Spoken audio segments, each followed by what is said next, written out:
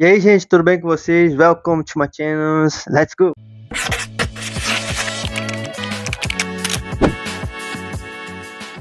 Hoje nós iremos falar sobre Elias e a caverna. 1 Reis, capítulo 19, versículo de número 13, a Bíblia diz: E assim foi, quando Elias ouviu isto, que ele envolveu a face com seu manto, e saiu, e se pôs de pé à entrada da caverna.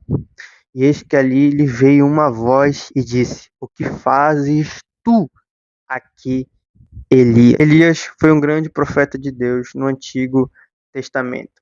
Foi um grande homem de Deus. Porém, como todo ser humano, ele teve suas limitações e suas dificuldades. Conhecido como Elias, o Tisbita, foi um instrumento de Deus para operar sinais, maravilhas e profetizar justiça para o povo de Israel. Elias, ele foi um profeta que confrontou os profetas de Baal, foi um homem usado por Deus para confrontar a própria nação de Israel escolhida por Deus. Pois Israel, nesse período aqui de Elias profetizando, era uma nação que estava se voltando ao paganismo, se voltando ao Deus Baal, ali estabelecido por Jezabel. Acabe, o rei da época, né, tinha um casamento com essa mulher chamada Jezabel. E ela começou a implantar os deuses dela na nação de Israel e o povo começou a se voltar. Estabeleceu os seus profetas, né, os profetas de Baal, e a nação de Israel começou a se converter a Baal, a passar a ser servos de Baal e adorar a um Deus que não tem vida, a um Deus que não fala, a um Deus que só existe na imaginação do ser humano, a um Deus que vai satisfazer as vontades do coração dessas pessoas. Então, Elias foi um profeta que confrontou o povo de Israel, que confrontou os profetas de Baal, que foi na contramão de Jezabel, que queria estabelecer o trono de Baal ali para o povo de Deus. Capítulo de número 18, do versículo 20, 22 e 24, a Bíblia diz que Elias desafia os profetas de Baal em cima do Monte Carmelo. Olha só, 1 Reis, capítulo 18, versículo 20. Versículo de número 20 diz assim: Assim Acabe enviou a todos os filhos de Israel, reuniu os profetas no Monte Carmelo. Aqui, versículo de número 22. Então disse Elias ao povo: somente eu permaneço um profeta do Senhor. Porém, os profetas de Baal são 450 homens. Aqui, o versículo de número 23 e 24. Que nos deem, portanto, 2 novilhos, e que escolham um novilho para si e o cortem em pedaços, e os disponham sobre a lenha, e não coloquem fogo por baixo. E eu prepararei o outro novilho, e disporei sobre a lenha, e não colocarei fogo por baixo. E clamai-vos o nome dos vossos deuses, e eu clamarei o nome do Senhor. E o Deus que responder com fogo, que seja ele Deus. Olha só. E todo o povo respondeu e disse: Está bem falado. Olha só, esse texto revela que Elias faz um desafio no Monte Carmelo, né? Desafiando os profetas de Baal. Quem responder com fogo, esse é verdadeiramente Deus. E aqui, versículo 26 e 27, Elias zomba dos profetas de Baal. E a gente vai ver o porquê que ele zomba. Versículo de número 26. E eles tomaram o novilho que lhe fora dado e prepararam, e clamaram o nome de Baal desde a manhã até o meio-dia.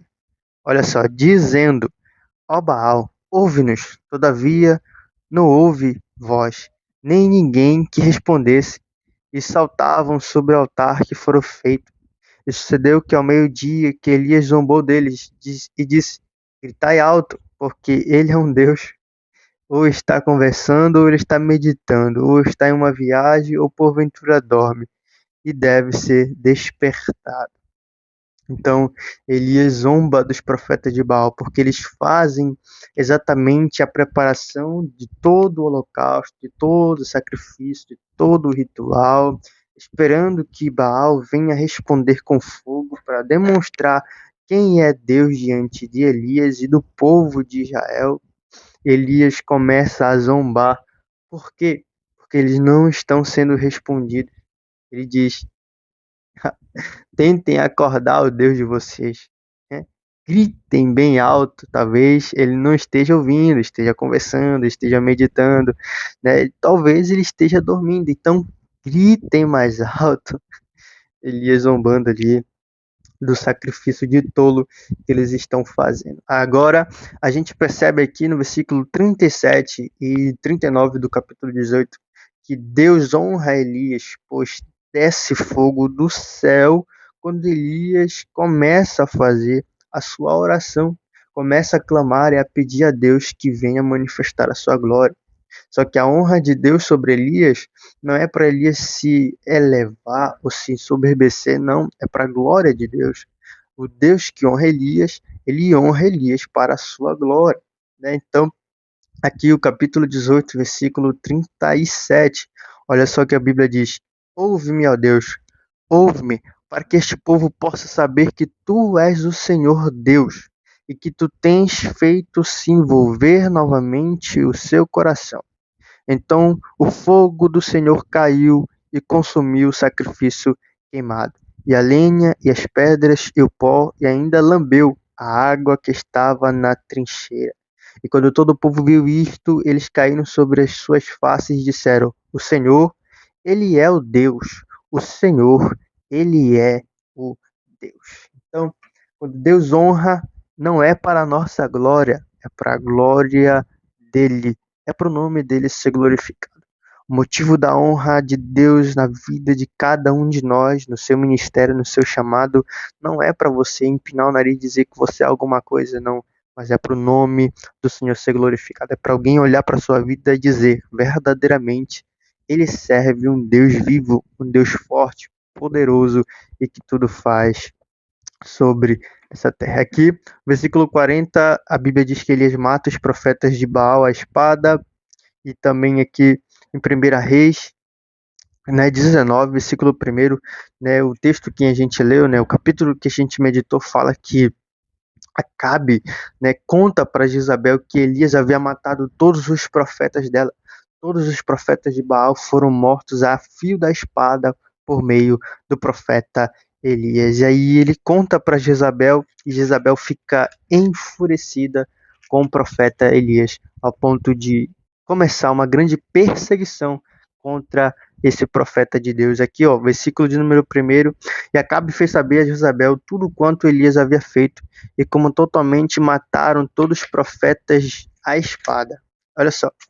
Então, Jezabel mandou um mensageiro a Elias a dizer-lhes: assim me faço os deuses e outros tantos de certo amanhã a esta hora não puser a tua vida com mão deles. E vendo ele se levantou e para escapar com vida se foi e veio a Beceba, que é de Judá, e deixou ali o seu moço. Ele foi ao deserto, caminho de um dia, e veio, se assentou debaixo de um zimbro e pediu em seu ânimo a morte e disse: já basta, o Senhor, toma agora a minha vida, pois não sou melhor do que os meus pais. Então a gente percebe que Elias passa a sofrer uma grande perseguição após esse ato de ousadia e de coragem aqui diante dos profetas de Baal. E aqui a gente inicia uma grande jornada em aprender algumas lições com o profeta Elias. A primeira coisa que a gente aprende aqui no capítulo 19 está lá no versículo de número 6. O que nós podemos aprender? Elias acabou de sofrer uma ameaça de morte e ele está ali fugindo para poupar a sua vida. Ele diz aqui no versículo 4, né? Basta agora, ó Senhor, tira minha vida, porque não sou melhor que os meus pais. Versículo 5. Enquanto ele estava deitado e dormia debaixo de junipero, eis que um anjo o tocou e lhe disse: levanta-te e come. E ele olhou, e eis que havia um pão assado sobre as brasas e um cântaro de água junto à sua cabeça. E ele comeu e bebeu e se deitou novamente. Olha só, o versículo de número 6 mostra que Elias está no deserto, está pedindo em seu ânimo a morte. E Deus vem com pão e um cântaro de água e diz: levanta-te e coma. Levanta-te e coma. Deus está incentivando o profeta a continuar a caminhada.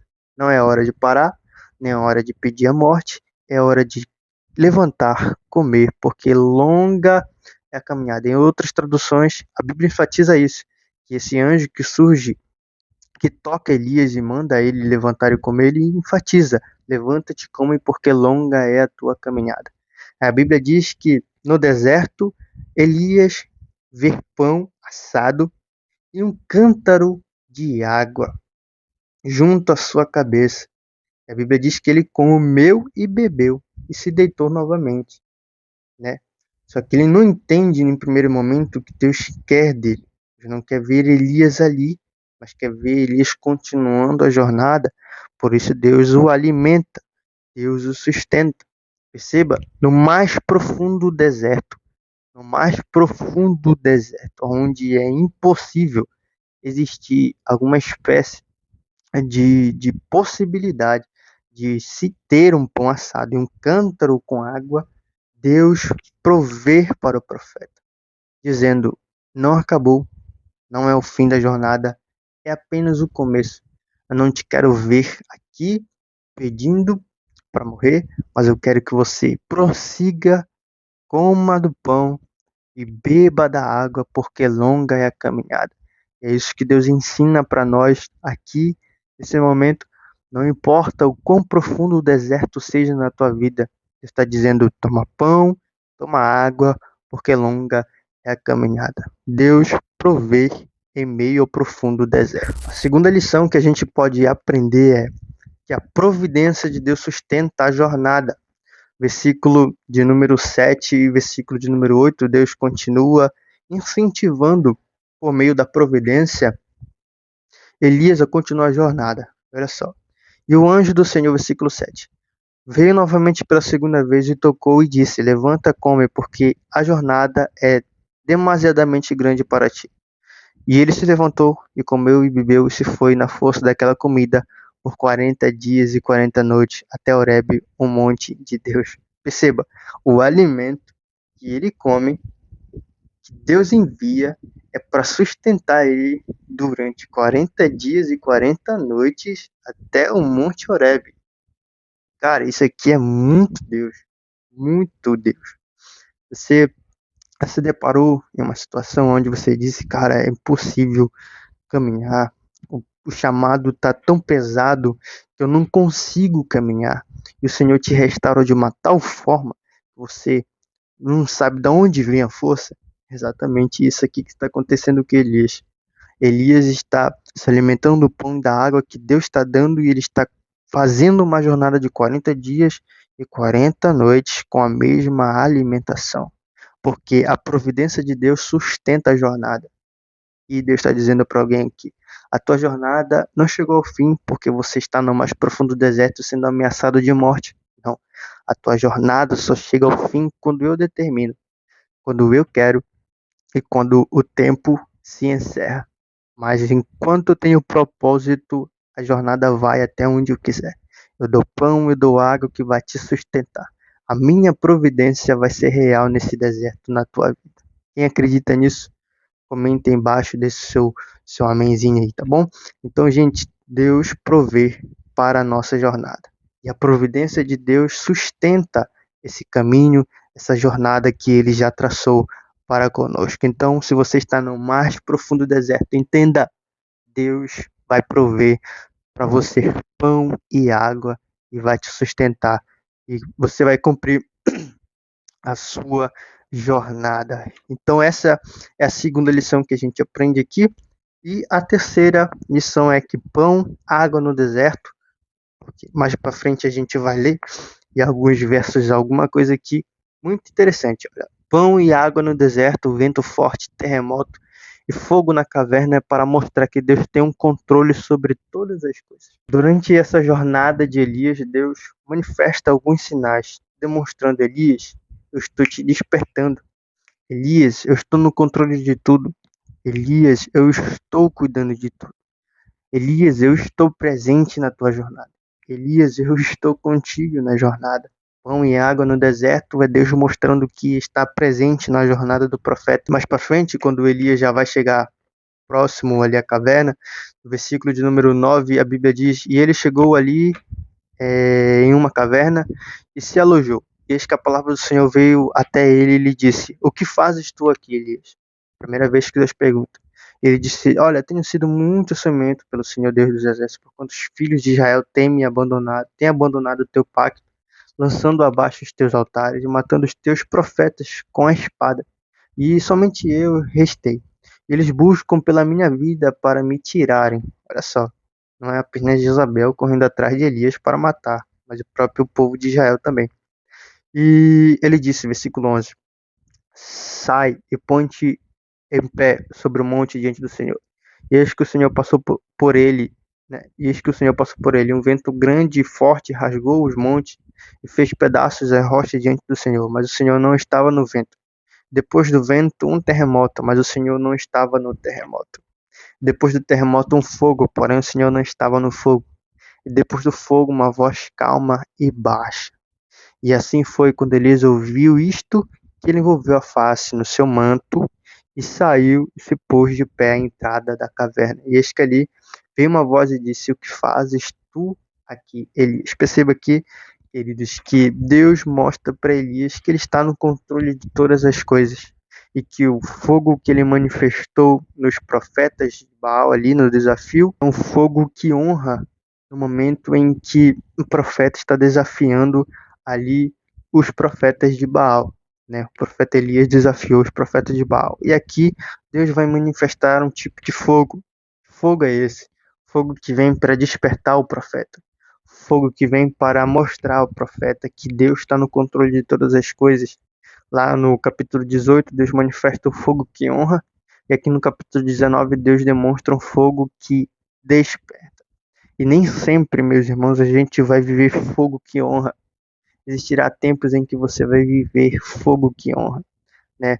Você vai ser um instrumento poderoso nas mãos de Deus, mas existirá momentos da vida e do ministério e do chamado que você vai ficar dentro da caverna por conta das perseguições, das lutas, das circunstâncias. E acredite, a caverna é sim necessária nas nossas vidas, mas a gente não tem que se apegar à caverna. E é isso que Deus está dizendo para Elias: não se apegue à caverna. Desperta Elias. Então ele vive fogo que honra, mas também vive fogo que desperta. E o problema da nossa geração é que só quer viver fogo que honra e não quer se atentar para o fogo que desperta. Fogo que dá um alerta: olha, profeta, não fica na caverna. Sai da caverna porque eu quero te usar como instrumento para essa geração. Então a gente percebe que esses sinais, pão, água, vento, terremoto, fogo na caverna, mostra que Deus tem o controle de todas as coisas, que está presente na vida do profeta e que Deus não quer que o profeta permaneça dentro da caverna, mas ele chama através de uma voz mansa e suave, dizendo por meio de uma pergunta, né? O que fazes aqui, tu, Elias? E por meio dessa pergunta, Deus está convidando Elias a sair da caverna. E a partir dessa pergunta que Deus faz a Elias, ele começa a se justificar. Exatamente. Ele começa a colocar justificativas do porquê que ele está presente ali. Sendo que anteriormente Deus já havia falado pela primeira vez: o que fazes aqui, Elias? Ele permaneceu. E ele vai perguntar pela segunda vez agora: o que fazes tu aqui, Elias? E ele começa a se justificar novamente.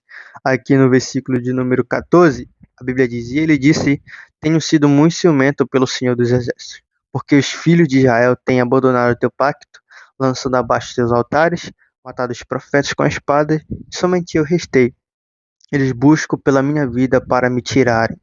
E o Senhor disse a ele: Olha, vai, retorna. Perceba, ele apresenta o povo de Israel como um problema. O povo de Israel está indo atrás de mim, está me perseguindo, querem tirar a minha vida.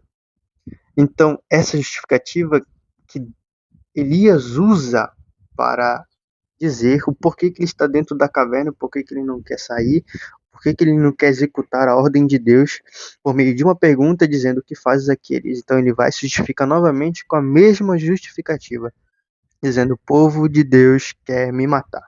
E aí Deus responde no versículo 15, o Senhor disse a ele, vai, retorna teu caminho para o deserto de Damasco, e quando vires, unge Azael para rei sobre a Síria, e Jeú, filho de Nissi, ungirás para rei sobre Israel. E Eliseu, filho de Safate, de Abel-Meolá, ungirá para ser profeta em teu lugar. Olha só, versículo 17. E sucederá que aquele que escapar da espada de Azael, Jeú o matará. E aquele que escapar da espada de Jeú, Eliseu matará. Ai, meu Deus. Olha só. E contudo, deixei para mim 7.000 em Israel, todos os joelhos que não têm se curvado a Baal, e toda a boca que não o beijou. Elias apresenta duas justificativas. Primeiro, o povo de Israel está me perseguindo e quer tirar minha vida. Segundo, somente eu, como profeta, sobrou e não se curvou diante de Baal e que está aqui vivo, né? Que está aqui em vida, mas Deus vem e quebra todas as espécies de justificativa de Elias, porque ele estabelece agora como rei sobre Israel, Jeú, Azael como rei da Síria e Eliseu como profeta em seu lugar, né? Ou seja, Deus está dizendo para Elias, Elias, eles vão tratar com o povo, não te preocupa. Se o povo te persegue, quer tirar a tua vida, estabelece agora esses que irão tratar com o povo. Tanto que Deus diz, e sucederá que aquele que escapar da espada de Azael, Jeú o matará.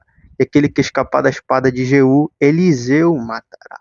Ou seja, esses homens serão uma espécie de juízo de Deus contra a nação de Israel, que persegue e mata os seus profetas. E aqui, né, Deus quebra outra justificativa de Elias, onde ele diz, somente eu sobrei, por isso estou fugindo para poupar a vida, né? Pois somente eu sobrei como profeta. E aí Deus responde, versículo 18, dizendo, contudo deixei para mim 7.000 em Israel, todos os joelhos que não se curvaram de Baal, e toda a boca que não o beijou. Elias, você não está sozinho.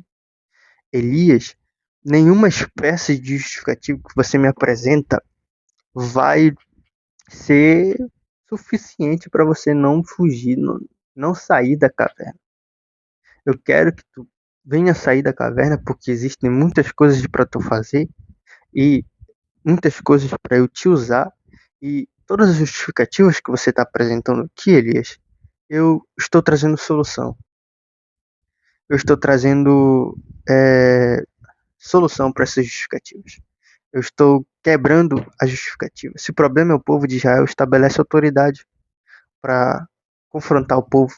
Se o problema é estar só você como profeta, olha só, eu separei mais 7.000 aqui. Então, Elias, não tem problema, porque meias circunstâncias, nossa mente tem a tendência de pensar sempre o pior vai acontecer. Mas Deus está dizendo para você nessa caverna, não crie justificativas. Eu já te chamei dessa caverna. Eu já te disse o que fazes aqui, Elias. E Deus está te perguntando o que fazes aí, Elias. Deus te convida para viver o chamado dele para a sua vida.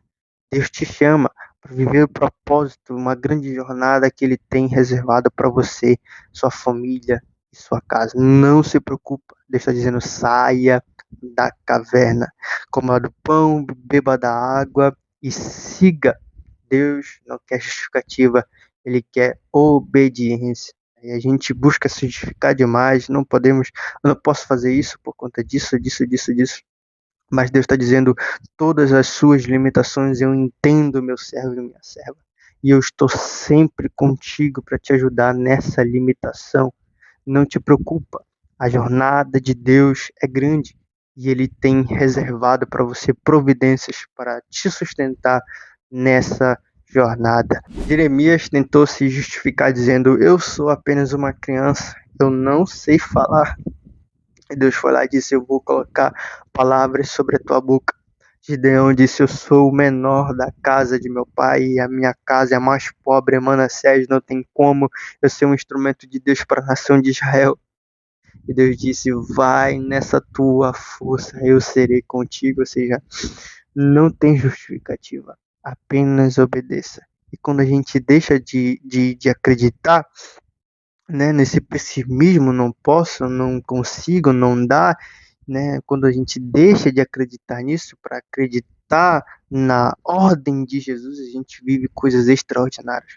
A gente passa a ser dependente de Deus, a gente vê que tudo que a gente vai fazer não é por nós mesmos, por nossas forças, por nosso mérito, mas é por Ele. É a graça de Deus que nos move a fazer o ID. Então é isso, gente. Espero que você tenha curtido, espero que você tenha gostado desse conteúdo um pouco bem longo comparado aos demais que eu já postei. Se você curte, né, esses conteúdos assim mais extensos de 20, 30, né, quase ali 40 minutos, comente aí embaixo, tá bom? Posso estar trazendo mais conteúdos assim extensos, onde trago uma pregação mais completa, mais expositiva para você compreender e entender mais sobre a palavra de Deus, tá bom? Então Deus te abençoe, em nome de Jesus. Deixe seu like, comente aí embaixo, se inscreva se você não for inscrito. É isso, Deus te abençoe. Tchau, tchau.